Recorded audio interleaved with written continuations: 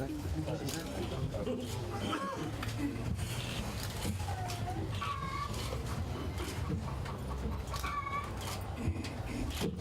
we'll come back for lunch. After lunch, there will be presentations and addressed by our chief guest this morning. Thank you. Our Talatala the Lambasa District Advisory Council Chairman, Mr. Anil, the Divisional Agriculture Officer, Northern, representatives of the government agencies, other representatives of private sector, Divisional Health Inspector, representatives from Water Authority, from ANDRA, and the manager from NDP, distinguished guests, our president for Gelewanga Farm Care Group, and the farmers, ladies and gentlemen. Mr. Bulavinaka, Namaste, Ram Ram, Namaskaram, Assalamu Alaikum, Sat Sri Akal, Bula to you all. First of all, thank you very much, Talatala, for blessing this occasion, blessing today's ceremony. And also thank you, people who are playing the drums, and also the team who joined for the dance along the way. And also thank you, my brother here, for singing that song. For your information, he has sent a very strong message through that song. The song kept on saying, for us to be united. Stay united, work hard, and move forward. That is the message he has been giving through that song. So thank you very much. In 1998, Fiji was ratified as one of the country members in the United Nations Convention to combat desertification. Fiji is a signatory to the UNCCD Convention, and the Permanent Secretary of Ministry of Agriculture is the national vocal point. In fact, Fiji has actively involved in all conventional activities, including other multilateral environmental agreements, which includes the United Nations Framework Convention on Climate Change and United Nations Convention on Biological Diversity.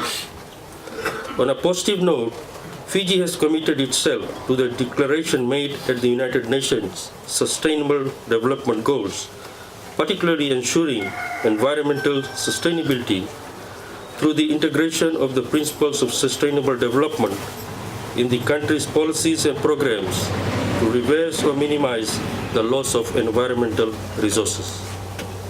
Our country recently had the honor of presiding at the UN Framework Convention on Climate Change, that is COP23, climate negotiation process in Bonn, Germany in November 2017. As you all know, at this Bonn conference, His Excellency, our Honorable Prime Minister and COP23 President launched our National Development Plan, which provide guidance to all National Development Plan, specifically focusing on the sustainability, carbon neutrality, climate resilience, food security, and inclusive socio-economic development. Fellow citizens, we are all gathered here today to witness and commemorate one of such events that has been established by the UN General Assembly 23 years ago to raise awareness on the global and national actions that address land degradation and drought. In this year's World Day to combat desertification, we think about the real value of land, not just its economic value.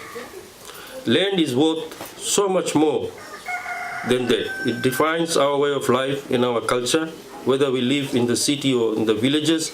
It purifies the water we drink, it feeds us, it surrounds us with beauty.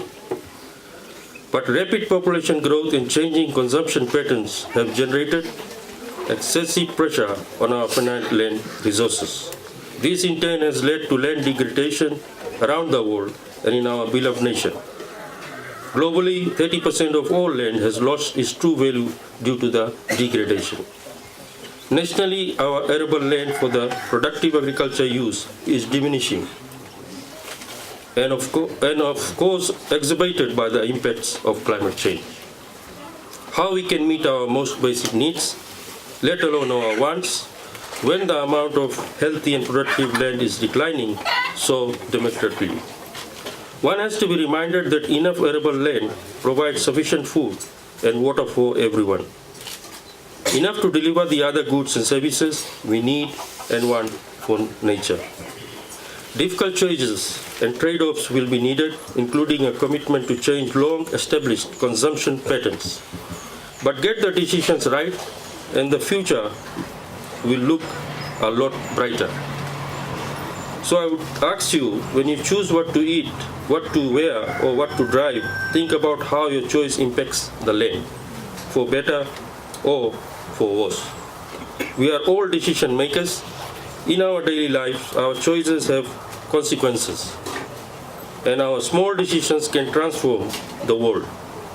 Let us try and act accordingly. Nature offers us many opportunities. Let us work together to transform the way we consume, produce, work, and live together without compromising our current or future social, economic, or environmental security, without compromising the land on which we all depend. In Fiji, rural-urban migration, poverty, employment, and food security is high on the political agenda, and yet a solution is at hand. Investing in the land will create local jobs and give households and communities a chance to survive and thrive. This will in turn strengthen security and our future prospects for sustainability. In unveiling the theme of the 2018 World Day to combat desertification, Ms. Monique Barbet, Under Secretary General of the United Nations and Executive Secretary of UNCCD, said, the campaign slogan, "Land has true value, invest in it." It should remind us that the land is a tangible asset which measures value beyond just cash. The value is lost through degradation, but we can encourage land users, including us farmers, to use land management practices that keep the land productive by the decision we make every day in what we buy to eat, drink, or wear. The total arable production fertile land in Vitilevu is only 16% of our total land mass, let alone that more than 70% of the topographical features varied from the steep to very steep land, leaving no choice for most of our rural dwellers, particularly in the need for the expansion in agriculture investment. A wise investment in land supports you and your future. The choice determines future scenarios for sustainable growth. Enhance the 2018 World Day to combat desertification, urges you to move away from unsustainable land use and makes a difference by investing the future of land under the slogan, "Land has true value, invest in it." We often use land as if it were a limitless resource, ignoring its role in our everyday life. This negligence threatens food and water supply, biodiversity, and even human security itself. Short-sighted economic gains such as unsustainable agriculture and forestry practices and abuse practices, example, unplanned banning, which eventually causes degradation and loss of critical ecosystem services. By turning land degradation into land restoration, we can realize the land's full potential. Healthy and productive land can bring not only environmental but also significant economic gains. Sustainable land management is a wise investment for economic growth that does not compromise resilient livelihood. It is key to safeguarding and managing the quality of the land by balancing its biological and economical potential.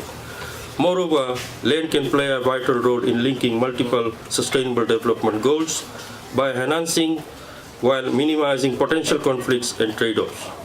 SLM can give tremendous moment to positive change by safeguarding life on land we deliver for all life on earth. This is the true value of land. Every one of us has a role to play. Farmers can invest in smart agriculture that leads to higher yields despite a reduction in inputs like pesticides. Policymakers and land managers can support bioeconomy by investing in new SLM technologies and processes. Consumers can spend their money on organic and fairly traded products to avoid land degradation. There are many ways, more ways to invest in land wisely. we can all contribute to and benefit from investing in SLM. Whether we act as consumers, producers, corporations or governments, change in behavior and adaptation of more efficient planning and practices can guarantee that sufficient land resources are available long-term to meet our ambitions for and to provide sustainable livelihoods. Ladies and gentlemen, let me conclude by reiterating that the choice is ours. Know the true value of land and invest in it. Please enjoy today's program and do not hesitate to ask as much questions as you like later during the Talanoa session. One thing I have also noticed recently regarding how we are using chemicals, the amount of silt that is going down the drain. Before, our forefathers used to have contours in the farms. They used to plant vetiver, and on the edge, just beside the drain, they never used to spray. Today we are using glyphosate, and the vetiver that is there is all drying out. The vetiver is there to stop the soil, and now all the soil is going down into the creeks in the drains, and these contours were stopping the soil from being washed away.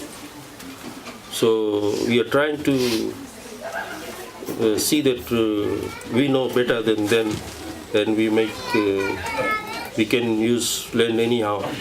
But this is something very important, and this is being faced by all our farmers around Fiji. So please work closely with our team, Ministry of Agriculture staff. We are there to assist all of you, and stay united. And Team Agriculture is there to assist all the farmers of Fiji. Vinaka, thank you. So we can witness the cutting of the cake for the World Day to combat desertification soil.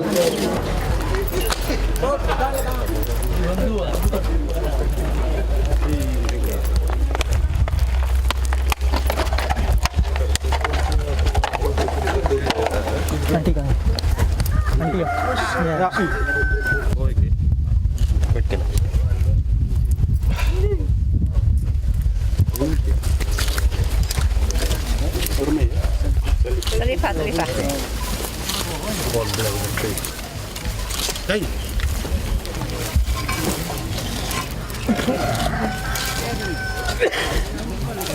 पर जाए तो पहला पर तो मांगे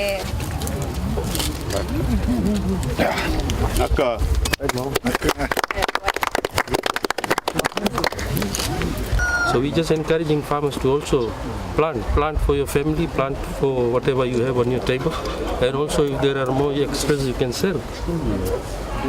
We have also seen people in a small nursery, just one nursery, they are earning thousands of dollars. Yes, when Minister is talking about the nursery, you will see my second page of that nursery there.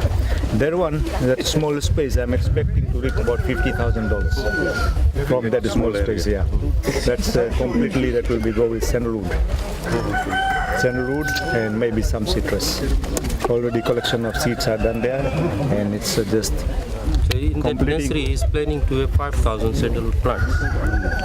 So if you buy sandalwood plants, pot plants, now currently the minimum is $10. So you calculate from that. Big money.